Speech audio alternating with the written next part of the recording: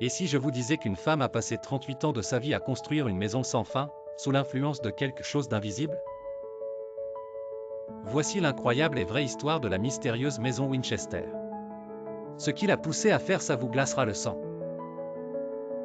En 1881, Sarah Winchester, veuve de William Winchester, l'inventeur du célèbre fusil Winchester, hérite d'une immense fortune.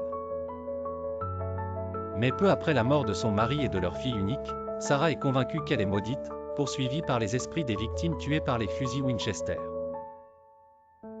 Selon la légende, un médium aurait dit à Sarah que les esprits tourmentés l'avaient condamnée et que la seule façon d'apaiser leur colère était de ne jamais cesser de construire une maison. Tant que la maison serait en chantier, elle serait protégée des fantômes. Alors, Sarah a démarré un chantier qui ne s'arrêterait jamais. Pendant 38 ans, jour et nuit, des ouvriers ont travaillé sans relâche sur la maison, suivant les ordres étranges et incompréhensibles de Sarah. La maison Winchester est devenue un véritable labyrinthe, avec des escaliers qui ne mènent nulle part, des portes qui s'ouvrent sur des murs, et des fenêtres dans des planchers.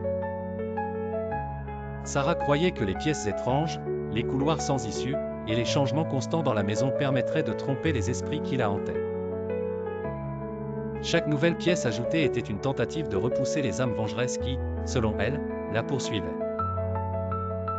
Sarah Winchester a travaillé sur cette maison jusqu'à sa mort en 1922. La maison compte aujourd'hui plus de 160 pièces, et pourtant, elle n'a jamais été achevée. Les ouvriers disent que Sarah leur donnait des plans sans aucune logique, comme si elle recevait des ordres d'une force invisible. Après la mort de Sarah, la maison est devenue une attraction touristique, et beaucoup de visiteurs affirment encore aujourd'hui ressentir des présences ou entendre des bruits étranges. Certains pensent que les esprits des victimes des fusils Winchester errent toujours dans ces couloirs, tandis que d'autres parlent simplement de l'obsession d'une femme profondément troublée. Des historiens pensent que Sarah Winchester, rongée par la culpabilité et la perte de sa famille, aurait simplement canalisé sa douleur dans ce projet insensé. Mais pourquoi cette maison est-elle si délibérément déroutante? À ce jour, personne ne peut expliquer totalement pourquoi Sarah a choisi de dépenser une fortune pour construire une maison aussi labyrinthique.